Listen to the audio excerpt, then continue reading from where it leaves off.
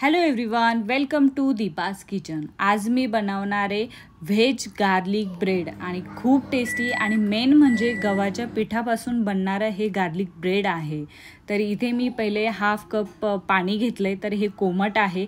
2 teaspoon इथे मी साखर घेतली आहे आणि 1 टेबलस्पून इथे ईस्ट घेतलंय। ईस्ट टाकल्याच्या नंतर चांगलं त्याला मिक्स करून घ्यायचे। 1 कप गव्हाचं पीठ घ्यायचे, 2 टेबलस्पून मिल्क पावडर टाकायचे।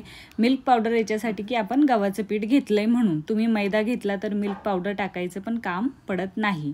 आणि चवीपुरतं मीठ टाकले, 2 टेबलस्पून इथे तेल टाकले।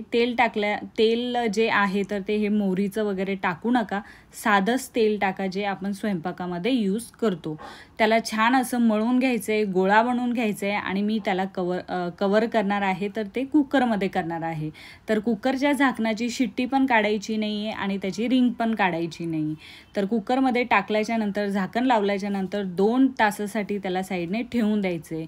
इथे मी तडका पॅन घेतलाय, त्याच्यामध्ये 8 ते 9 लसणाच्या पाकळ्या टाकल्यात साफ करून आणि थोडंसं तेल टाकून त्याला छान फ्राय करून घ्यायचे। जास्त काळं नाही होऊ द्यायचे आणि त्याला चांगलं मॅश करून घ्यायचे।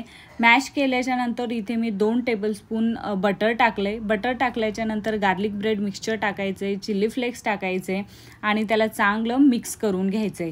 तर इथे मी पनीर घेतलंय, पनीरला पण चांगलं चॉप करून घेतलंय आणि इथे शिमला मिरची घेतली आहे, शिमला मिरची पण चांगली बारीक चॉप करून घेतली आहे, कोथिंबीर चॉप करून घेतली आहे आणि त्याला साईडने ठेवून दिलं आहे।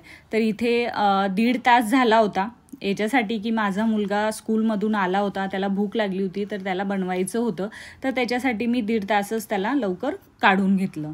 तर तुमच्याकडे वेळ असेल तर 2 तास आरामशीर त्याला साईडने ठेवून द्या। त्याच्यानंतर मस्त त्याला मळून घ्यायचे चांगलं, म्हणजे 2 ते 3 मिनिटासाठी त्याला चांगलं मळून घ्यायचे। मळल्यानंतर छान त्याची पोळी लाटायची आहे, जसं आपण थोडंसं गव्हाचं पीठ मी त्याला लावलंय।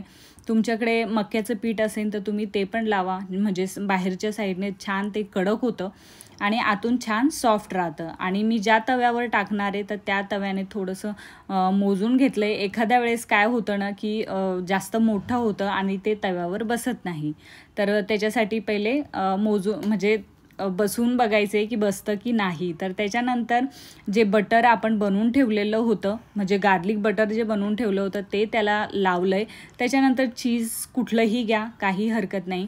त्याच्यानंतर बारीक चॉप केलेलं पनीर त्याच्यामध्ये टाकलंय, त्याच्यानंतर शिमला मिरची टाकली आहे, कोथिंबीर टाकली आहे आणि त्याच्यामध्ये गार्लिक ब्रेडचं मिक्सचर टाकलंय आणि चिली फ्लेक्स टाकलंय आणि छान त्याला कवर करून घ्यायचे। कवर म्हणजे जे बाहेरच्या साईडचे जे कोणे असतात ना त्याला चांगलं कवर करून घ्यायचे, नाही तर काय होतं ती एकदम असं फुलल्यासारखं होतं आणि जे चीज वगैरे आहे ना तर ते बाहेर निघण्याचे जास्त चान्सेस असतात। तर इथे काय करायचे, चाकू घ्यायचे, चाकू घेताना ज्या साईडने धार असते ना त्या साईडने त्याला चिरा नाही मारायचा आहे, अपोजिट साईडने जे जाड साईज असते ना त्या साईडने त्याला थोडंसं लाईन मारून घ्यायचे आहे। त्याच्यानंतर मी इथे अवनमध्ये बनवणार आहे। जर तुमच्याकडे अवण नसेल तर तुम्ही कुकरमध्येही छान बनवू शकता, याला कढईमध्ये पण बनवू शकता।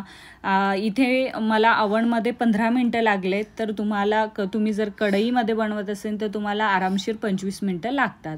त्याच्यानंतर मी मस्त असं स्प्राईट बनवलंय, तर गार्लिक ब्रेड खातोय तर त्याच्यासोबत तर लागेनच, तर मी छान असं स्प्राईट बनवलंय।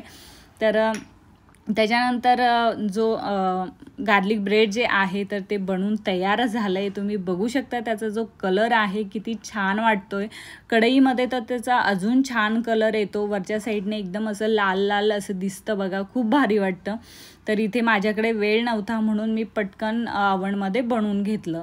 तर इथे मस्त त्याचे जे लाईन्स मारलेले होते त्याच्यावर छान पिझ्झा कटरने त्याला कट करून घेतलं आणि वरतून परत बटर लावलं। बटर लावल्याच्या नंतर मस्त त्याला कट केलं। गरम गरम होतं, मला जास्त तुम्हाला दाखवता नाही आलं, पण खूप भारी झाला होता। स्वस्त रहा, मस्त रहा, चांगलं